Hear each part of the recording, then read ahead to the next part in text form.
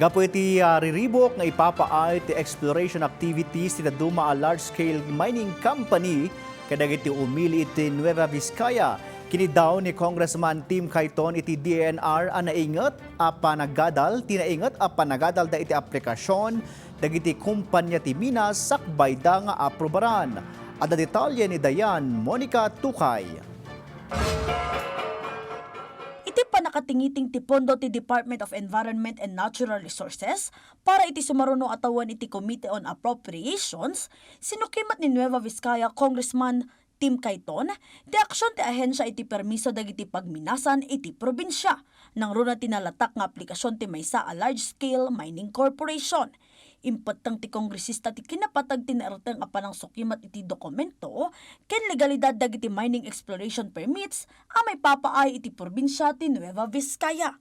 Dinamag na ti current status ti exploration permit ti North Luzon Mineral Resources Corporation ijay Cebu. Yung Northern Luzon exploration po, yung existing po yung kanyang permit, na-issued po siya. Ngayon po, it's supposed to be the company is conducting exploration activities doon sa area when barricades and protests came in doon sa area.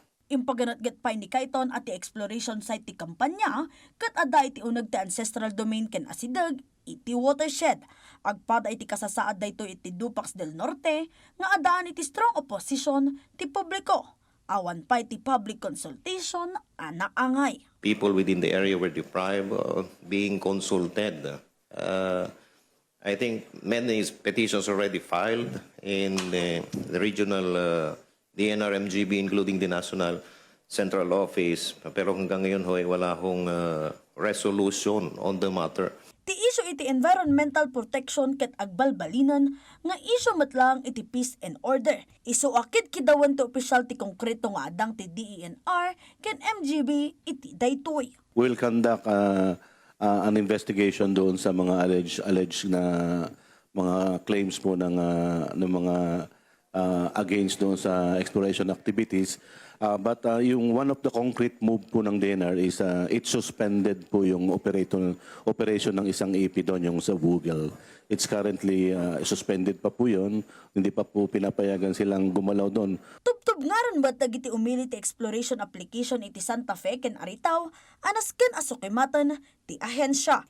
Kinid daw pa iti opisyal iti DENR ti panakasukimat dagiti lugar iti probinsya, ani deklara kas forest land. Tapno mapagbalin nga alienable ken disposable para iti pagdurasan ti ili nga aramatan dagiti umili.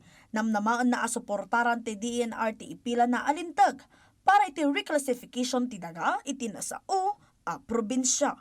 I've instructed the Regional Executive Director, Mr. Chair, to conduct a biophysical assessment of these areas. And those areas that have already been built up and are no longer actually fit for forests. Dianne Monica Tucay para iti Pagilian.